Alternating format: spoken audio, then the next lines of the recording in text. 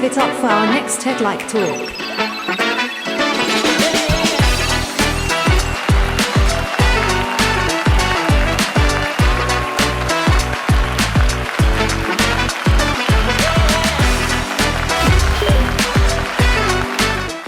Hello everyone. Good evening.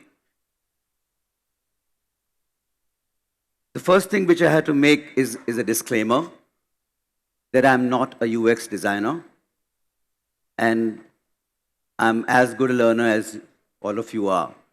So I started as an old school design student from Industrial Design Center, IIT Bombay, as a product designer. And that time, the computers were as big as the room. Huge mainframe computers, And of course, there was nothing called UX designer, UX discipline. We have not even heard of it. What we heard was, there was a course called Control and Display. So we used to design products which have got some buttons on it, And then there are some LEDs which were like display. So the controls and display. And this is how we used to learn the entire process of user interface, Yeah? So that is the disclaimer. So whatever I'm going to talk to you from here is without fear. I don't have to protect any territory. Yeah? So the essence of my 20 years of education, being in design education, after I took a U-turn from industry, is very simple. And in my entire career of 20 years of design education, I was learner, mentor, and provocateur in the same order. Yeah, and the essence of this 20 years of learning is, if I wish to learn something, then I must take it up to deliver and co-learn with my students, So if I don't know anything, I should take it up to teach. That was the essence of my education for the last 20 years, And then being an engineer, because I've done my engineering from Indian Institute of Technology, Bombay, and also a designer, when I took up to educate students, when I got into education, I wanted to understand the term education. What does it mean, And this is what I'll define for you. The term has come from a Latin word called educare, or educere. That means something to bring forth, something is to bring up from the child. So it's not about teaching. It's about bringing forth what the child or what the student has as innate ability to learn, And that is the reason I have a problem with any system of teaching which is over-templatized, And this method of learning is something which I don't prefer because it doesn't bring forth the innate ability from the student, And because of this, I have a problem with UX education. The current avatar of UX education in the design institutes have become so very generic and oversimplified to excessive use of templates, wireframes, and persona, that it is, you give a problem to the students and everyone comes with the same solution because they use the same tools, There is no divine intuition working at that time, because everyone is using the same skill set, same tools, and same wireframes come out of it, And sometimes when they submit the assignment, I don't even understand that at all. So I have a problem with that. And because I had a problem and because I wanted to learn about UX, I went to wikipedia.org. And then I asked a few questions, What is the main purpose of UX design? And it said, I'm just showing exactly what it said. The end goal of UX design is to provide the user with intuitive, efficient, and relevant experience. UX design focuses heavily on having a deep understanding of users, what they have, what they need, what they value, their abilities, their limitation, and also it takes into account the business goals and objective of the economy. So this is what I understood, And then I saw the visual. It's very interesting how they always use hexagon. You always use hexagon whenever they want to put something, and it looks so beautifully simplified, you know. And right here on the right side, you have useful, desirable, accessible, credible, findable, usable, valuable. Where is the need? Where exactly are the considerations of ethics? Where is the consideration of evidences and critique in the whole system? It is missing completely. That is one problem I have.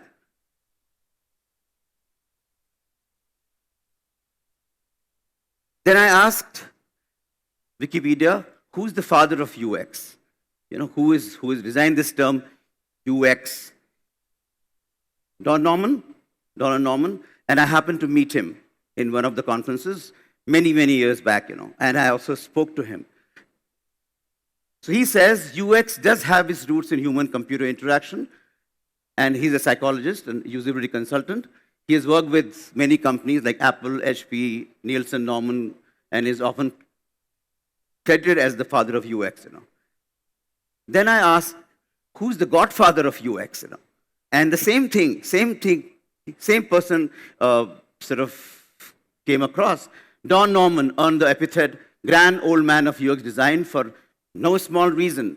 Not only he among the first user of the term user experience, that happened in 1990s when he used the word UX, yeah, and he is a cognitive engineer, but he introduced the concept of affordance into design, and it is one of the developments of what now we call human-centered design, you know. And then I again asked the third question: what is the future of UX? You know, because I'm really bothered about it, you know, and I'll share with you why I'm bothered about it, you know.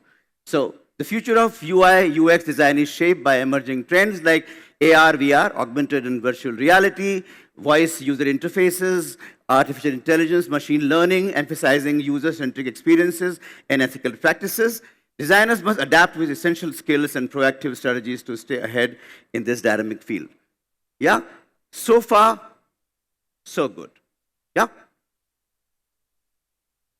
Now, Don Norman, in 1998, he made this statement that I invented the term because I thought human interface and usability were too narrow, and I wanted to cover all aspects of person's experience with the system, including industrial design, graphics, the interface, the physical interaction, and the manual. And since then, I think that is important, since then, the term has spread so widely, so much so that it's starting to lose its meaning. Yeah? And this is, again, a part of an interview which he had with Peter Merholz. And after this, I'm going to make you hear him. Can we have the audio, please, Don Norman? What he talks about UX now. Yeah. Can we have the audio, please? I'd like to ask Don Norman what he thinks about the term UX. Once upon a time, a very long time ago, I was at Apple. And you know, we said the experience of using these computers is weak.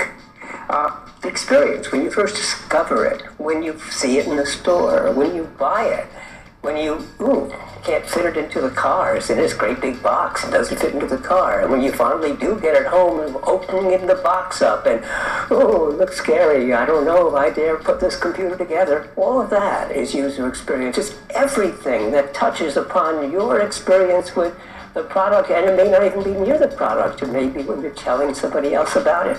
That's what we meant when we devised the term user experience and set up what we called the User Experience Architect's Office at Apple to try to enhance things. Now, Apple was already pretty good, so we were starting with a good product, making it even better. Today, that term has been horribly misused. It's used by people to say, I'm a user experience designer, I design websites, or I design apps, and they have no clue as to what they're doing, and they think the experience is that simple device, the website, or the app, or who knows what. No, it's everything. It's the way you experience the world, it's the way you experience your life, it's the way you experience the service. Thank you. Did you get the gist of what he was saying? He was saying it's not about just designing wireframes and interfaces, but it's about the entire life. And what has happened is it has become a different category of designers altogether. And not only a category, it's become such a behemoth that it is not easy to control now. I had a nightmare once that my entire batch has taken UX design, the entire batch of students who joined design, And that is a nightmare which I would not like to come true. And why?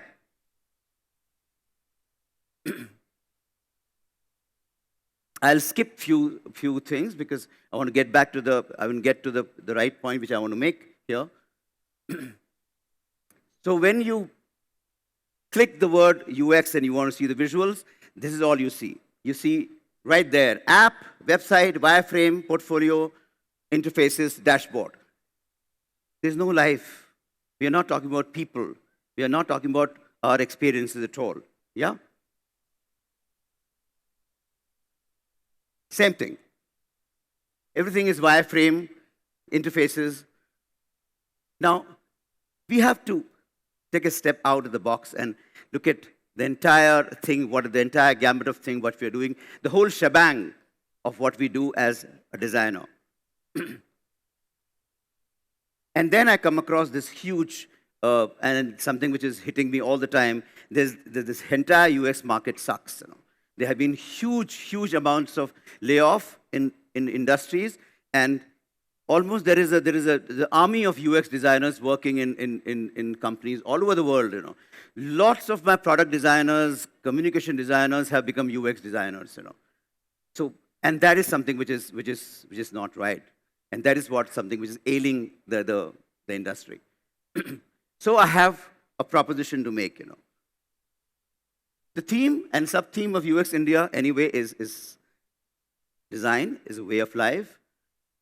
All things design and user experience. Design is not always about creating solution. Design is also about standing there and questioning assumptions, methods, injustices, methodologies, and unintended social consequences of design. I think that is something which, as a student, you must understand. You are not just a UX designer, you are a designer first. Yeah? That is important. And you are aware this language shapes our perception. And the perception changes our thought process. The thought process changes our intent, and the intent will change our outcome. The moment you say the word user, it is dehumanizing. Just imagine if I come here on the stage and say, hello, users. I'm sure you would not like it, because you're not user of this experience. You're a student, you are a professional, you are a person working in an organization. You're not a user. So this term is dehumanizing, and then I had a talk with Meta AI in terms of what does the Meta AI thinks about this term, user. And it threw some interesting options. I was having a conversation with Meta AI. Yeah. There are 7,000 languages, approximately, in the world. And then user as a word has different connotation for different languages. I'll just quickly go through this. So in French, Spanish, and Portuguese, the term user has a female and a male gender. It is not just one word. Yeah? In Hindi, it's called upyogkarta, someone who uses it. In Arabic, it is called mustakhadam. That means a servant or a homemaker. Just imagine. And in Chinese, they focus on users' active use of the user is someone who's actively using a product or a service. So this widespread and generic use of the term user narrows our views about the connections between the user and the system, and this can limit the potential of design. I strongly feel that this can limit the potential of design. So, is the word user in user experience design dehumanizing? I want to have hands which can say, yes, it is dehumanizing. Can I have hands?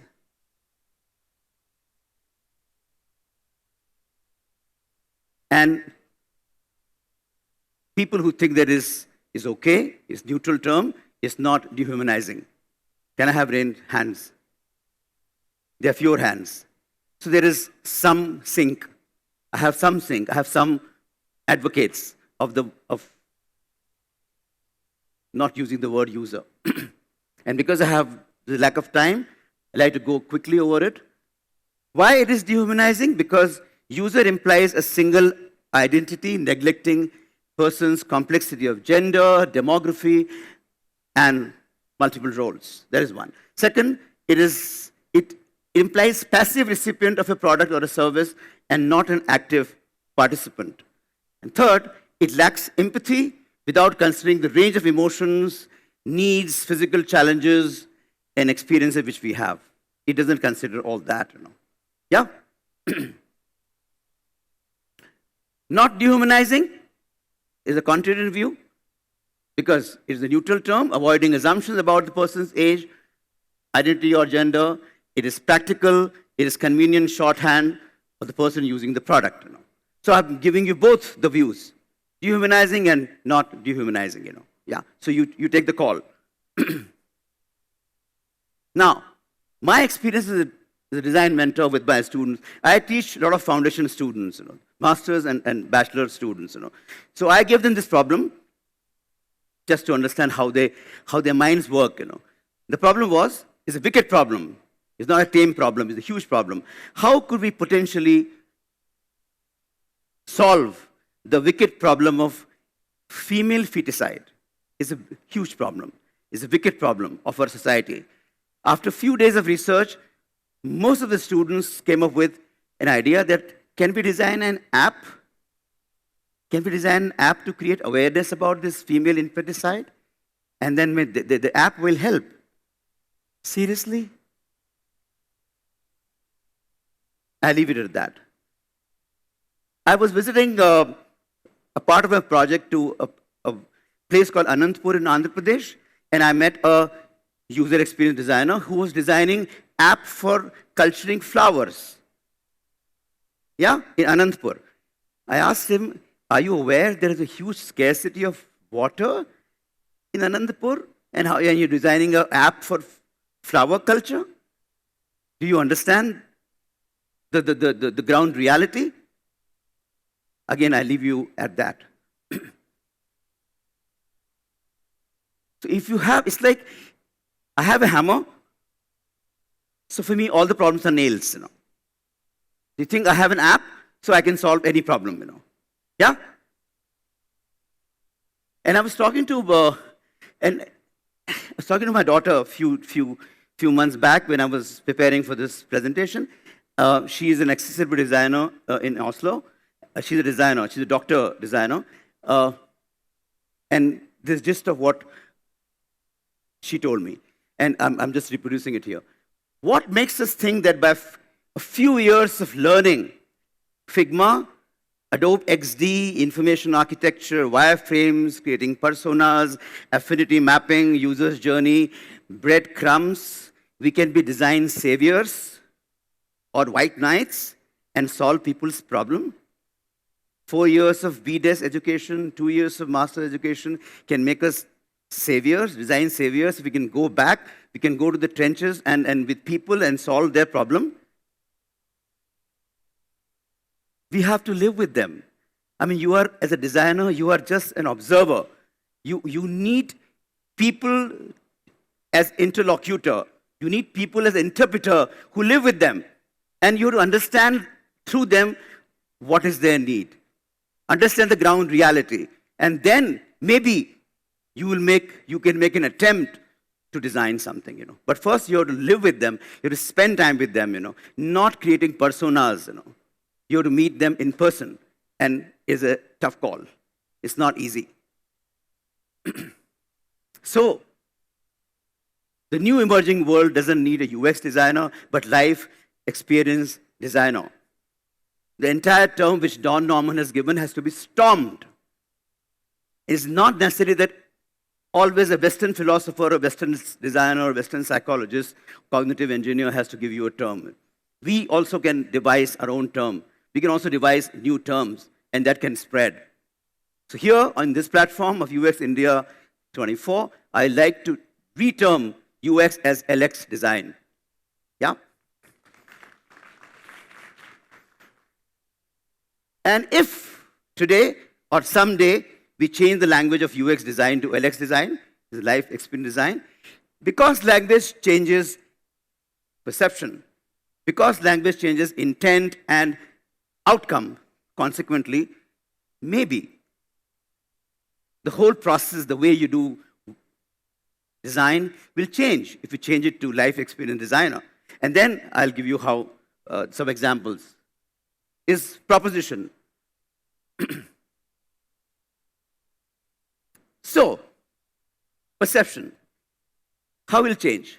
Will it shift focus from a narrow product-centric view to a broader life-centered perspective? To start with.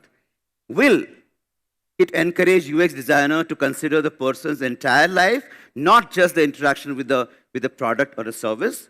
Will it change the perception? Is a question. Will it change the intent? Will it expand the design goal from merely creating a seamless product experience to enhancing overall well-being and quality of life? Will it motivate designers to address real-life problems rather than just usability issues? Intent. Possible outcome could be you design experiences that prioritize empathy, social and ethical responsibilities, and long-term impact. Solutions that integrate with and augment various aspects of life rather than being isolated products. Because anything which you design is part of someone's life. Do you agree with me? Anything which you design is part of someone's life, however small that experience could be, but it's a part of, it's like a pixel which creates an image of someone's life, Yeah. So, will life experience design lead to more inclusive and diverse team, which include designers also? It's not just designers. It'll require different team. Deeper research into human needs and behavior and motivation. Collaboration with experts from psychology, sociology, anthropology, environmental scientists, coders, engineers. They require a team, not just UX designer. So I gave two problems. I'm just explaining two problems. Transportation.